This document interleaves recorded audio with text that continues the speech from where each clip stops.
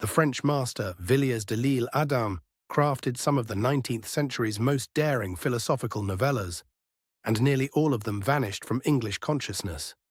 Claire Lenoir is his masterpiece, a haunting tale of a doctor confronting an impossible medical mystery that challenges the very boundaries between science and the supernatural. This is Haberdash Books, where we resurrect the forgotten masterpieces that shaped literature in secret. Today we're unveiling a work that feels startlingly modern. Proto-science fiction wrapped in gothic mystery, narrated by one of literature's most delightfully pompous characters. Subscribe now and email hello@haberdashbooks.com to claim any full audiobook from our lost library. MP3 download, yours to keep, plus the EPUB when available. Hit subscribe and YouTube will bring you a new forgotten classic every single day. Auguste Villiers de l'Isle Adam was France's greatest literary visionary of the late 19th century, a figure who commanded the respect of symbolists, proto-modernists, and philosophical rebels. His reputation was formidable across the French-speaking world, yet in English-speaking countries he became almost entirely invisible. Claire Lenoir exemplifies his genius, a novella that bridges romanticism's excesses with symbolism's philosophical depths, written in the 1860s when the literary world was obsessed with scientific positivism. Villiers dared to mock that obsession while exploring consciousness itself. The novella appeared in his collection Tribulat Bonhomet in 1908, but by then, translation barriers and the rapid shift of literary fashion had already begun his erasure. No major English translations existed. Language was the chief mechanism. Villiers's prose is untranslatable in the conventional sense. His sentences are architectural, his wit cutting, his vocabulary impossibly rich. English publishers saw no market. By the time anyone noticed, modernism had moved on. Today, Villiers stands as a phantom influence on writers like Borges, Lovecraft, and even contemporary speculative fiction. Reading Claire Lenoir now is not nostalgia.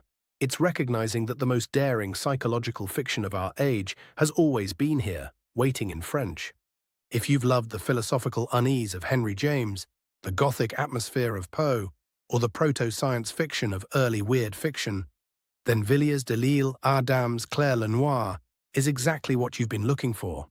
The complete audiobook is at haberdashbooks.com. Subscribe and email hello@haberdashbooks.com with the subject Lost Library Pass to claim any full audiobook from our catalog free. MP3 yours to keep, EPUB included when available. Refer a friend who subscribes and you both get another free audiobook. The link is in the description.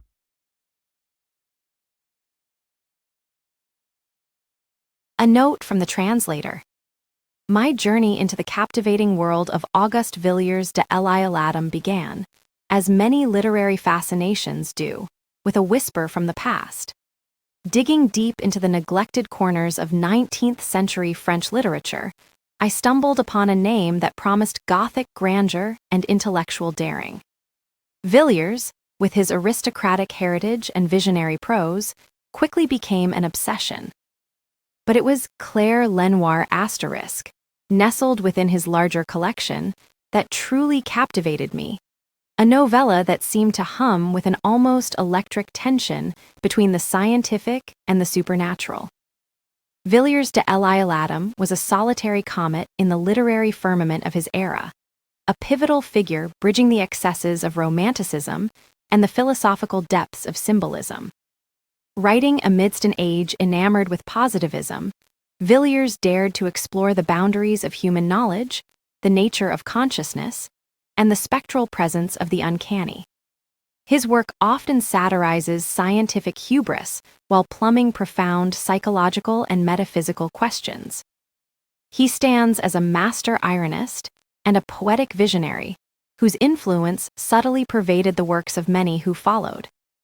Despite his brilliance, much of Villiers's oeuvre remains surprisingly inaccessible to English-speaking audiences. Claire Lenoir * is a prime example, a remarkable blend of philosophical debate, proto-science fiction, and chilling mystery. Featuring the self-important Doctor Tribulat Bonhomet, one of literature's most delightfully pompous narrators. This novella takes us on a journey into a medical conundrum that defies conventional understanding, touching on themes of identity, illicit desire, and the very essence of the soul. It's a gripping narrative that feels startlingly modern in its exploration of the human psyche and the limits of material explanation. Approaching Claire Lenoir ***, my principal aim was to channel Villiers' inimitable voice. His prose is a rich tapestry of eloquent diction, precise scientific terminology, and evocative imagery. I strove to preserve the stately rhythm of his sentences and the dry wit that often undercuts Dr. Bonhomet's grand pronouncements. The challenge lay in rendering his 19th-century French formality without making it feel archaic, ensuring the intellectual arguments remained sharp while the underlying sense of dread and mystery permeated every word. Capturing the interplay between Bonhomet's rationalism and the inexplicable phenomena he witnesses was key. It is my sincere hope that this new edition brings Villiers' genius to a wider audience, revealing the timeless power of his imagination. I invite you to join Dr. Bonhomet on his perplexing investigation, to ponder the mysteries of Claire Lenoir ***, and to allow yourselves to be drawn into a world where science and the sublime collide. Prepare for an experience that will challenge your perceptions and linger long after the final word. Samuel Chatwin, Haberdash Books, 2026.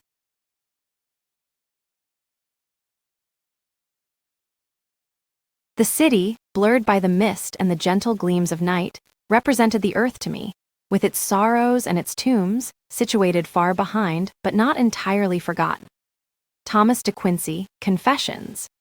Towards the end of July 1866, at the close of a gala dinner hosted by the captain of the English merchant brig, the wonderful Asterisk, bound for the coast of Brittany, I struck up a conversation over coffee with my table neighbor, Lieutenant Henry Clifton. He was a man of about 30, his face bronzed by the sea air. The expression of his regular features appealed to me, and his habitual reserve made him sociable towards me. That evening, as I say, we struck up a conversation, for the few exchanges between a naval officer and a mere passenger had been very brief since the start of the voyage. We had come from the coasts of Ireland, and, absorbed in the study of my dear infusoria microscopic aquatic organisms, I had spent most of my time in the hold, experimenting with old brines. We exchanged a few words concerning our arrival in St. Malo, scheduled for the following day. Then, the fumes of wine and lights having sufficiently muddled our minds, we went up to breathe on the deck where we lit our cigars. During the banquet, I had abstained from joining the political discussion, always so lively on such occasions, which had naturally broken out during dessert. This kind of discussion seems interesting to me only with ladies. Ah, who, then, could be insensitive to their delicate smiles, their untimely and graceful exclamations, their knowing air, the laudable efforts of their eyes to appear penetrating, anxious, surprised, etc. I repeat, political discussion with ladies is a captivating thing that gives one food for thought. To merit their esteem and confidence, my physiognomy then becomes more benevolent, more paternal, more tender than usual. And I gravely recount to them, with downcast eyes, the most revolting absurdities, which my white hair makes them revere. So much so that my slightest words are accepted by the enchanting sex. Moreover, political conversation would be just as amusing with the stronger sex if they knew how to bring to it the desirable grace and cheerfulness. For I have never heard anyone truly foresee anything serious concerning events. Sir Henry Clifton, too, had not opened his lips, which is why I held a high opinion of him. Nothing seemed more difficult to me than silence at his age. In politics, he must, I presumed, share my ideas, and I can state them thus. In every country, every citizen worthy of the name has, between his labors and his meals, about 3 hours of leisure per day. He ordinarily fills these moments of respite with a little digestive and innocent chat about the affairs of his country. Now, If nothing significant or serious happens, on what can he base his discussion? He will be bored for lack of a topic of conversation. And the boredom of citizens is almost always fatal to the heads of states. The arm is close to acting when the tongue is idle, and, as the 3 aforementioned hours must be filled, yesterday's talker becomes today's rioter. This is the sad secret of revolutions. It therefore seems to me the duty of every good government to provoke, as often as possible, wars, epidemics, fears, hopes, events of all kinds, happy or unhappy, it matters little, things, in short, capable of feeding the innocent and digestive small talk of each citizen. After 20, 30, 40 years of perpetual alert, kings have diverted attention. They have reigned tranquilly, enjoyed themselves greatly, and everyone is content. This, in my opinion, is one of the main definitions of high diplomacy.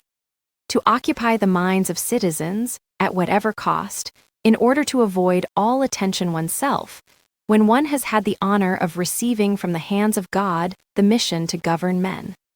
And Machiavelli, my beloved master, I weep as I utter that name, never found a clearer formula than that one. One can therefore understand my indifference to events, political suddenness, and the complications of European cabinets. I leave the interest of the controversies they arouse to minds corroded by an innate thirst for wasting time. I therefore praised Sir Henry Clifton * in petto inwardly, for his reserve and his silent manner of drinking. Sir Henry Clifton was truly in a more pronounced state than mere officer's tipsiness. He possessed the complementary color, and I saw that the chapter of sentimental expansions was approaching. As for me, I was perfectly cool-headed, and I lay in wait for my victim. The night was covered with stars. The northwest wind was freshening and gently pushing us. The red lantern of the quarterdeck illuminated the foam and the silvery mist of the waves against the ship's wood. At times, the hurrahs of the officer's punch reached us, through the 'tween-deck, mingled with the immense sounds of the swell. Seeing him silent, I feared a question about my way of life and perhaps about my work. So I began the conversation, using my irresistible methods. "Yes, look," I said, "my young friend, by Jove, I have just the thing for you. Shall I confess it to you? I've been thinking about it ever since I had the true pleasure of shaking your hand." Here I lowered my voice, looking vaguely before me like a man talking to himself. "That is, I'd wager, exactly what suits you. No capable man. An adventurous, experienced widow, however. A beautiful woman, second-hand character, fortune, 1,001 nights * fortune, that's the word. Yes, I added, and I abruptly raised my eyebrows, fixing dull eyes on his epaulette. Yes, that is entirely your affair. After a certain astonishment, which was expected. "Ah, ah," exclaimed Sir Henry Clifton, shaking the ash from his cigar with his little finger as if for composure. "Ah, ah. The excellent, the cunning doctor. Devil take me if I understand." It was with magnanimity that I placed my hand on his arm, and, my eyes utterly lost in the celestial expanse, I whispered in his ear. "A presentation, obstacles permitting, can take place Monday during the day from 1 to 2, and your marriage would be perpetrated within 6 weeks. At least, I would stake my poor head on it to be cut off right here, on the stern post, that I am not mistaken." He took my hands, utterly bewildered. The fish was biting. I had avoided scientific questions. "I believe I understand at last," he stammered after a silence, "that you are proposing something like—" He stopped short with a modesty for which I was grateful. "A legitimate wife, Lieutenant." "A wife," he finished, his voice unsteady and even trembling. "And why not, Lieutenant?" I retorted, scenting a mystery. "Your profession as a sailor, a difficult art, a noble calling, a notable career." I interrupted myself out of mechanical habit, "is not incompatible with a distant home. There are sweeter knots than those you are accustomed to splicing," I added with a pleasant smile. "However, if you are not inclined, let us leave it at that, not another word." There was a moment's pause, then, suddenly, and as if after sufficient reflection, "Sir," he said, stepping back a little. Then, probably thinking, He's an eccentric and reabsorbing his thoughts.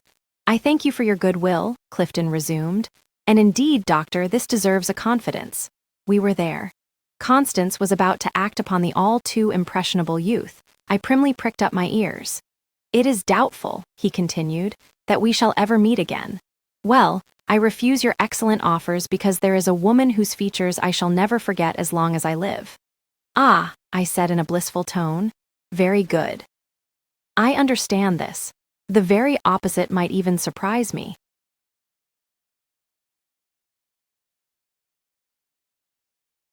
Besides, in this lethargic time, without gaiety as without remorse, the only laughter still logical is that of death's heads. Paul Verlaine. The arrival bell woke me. We were in the port of St. Malo. It was around 11 o'clock, more or less. It was beautiful sunshine. I took my cane and my suitcase, jumped onto the deck, and with the rush of travelers, I hastened onto the jetty, my boots stained by the sea foam. My first action, upon touching the soil of my illustrious homeland, was to enter that café from which one's gaze embraces the entire roadstead, and in the distance, the tomb of a former minister of Charles X, Vicomte de Ch. Teaubriand, some of whose ethnographic works on the savages had, it seems, been noted. I asked for my usual enormous dose of absinthe. Then, letting myself drop into a seat, I seized with nostalgic distraction the first newspaper that came to hand. It was a local sheet, a soiled, forgotten, torn gazette, already of an old date. It was lying there, near me, on the red bench. And now that I think about it, it distinctly comes back to me that the waiter wanted to snatch it from my hands to give me a more recent one, and that I resisted him with the mechanical reflex of any man from whom one tries to take what he holds. While perusing the newspaper, my gaze stopped on a news item located between a new instance of encroachment by the clerical party, judiciously pointed out by the gazetteer, and an infallible remedy against the most inveterate earaches, a recipe advocated by some passing empiric.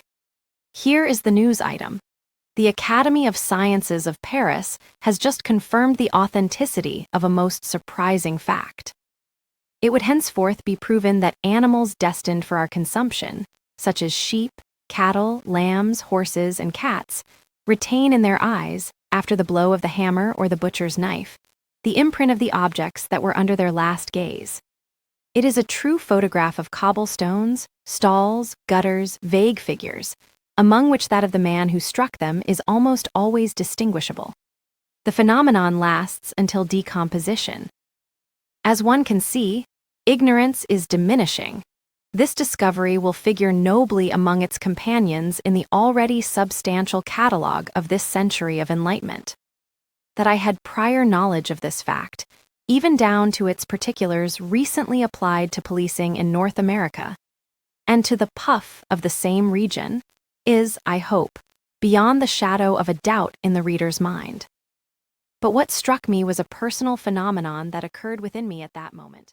That's the beginning of Claire Lenoir, a story that challenges everything the 19th century believed about reason, medicine, and the human soul. What unfolds will haunt you. Subscribe, claim your free Lost Library audiobook, and the complete audiobook is waiting at haberdashbooks.com.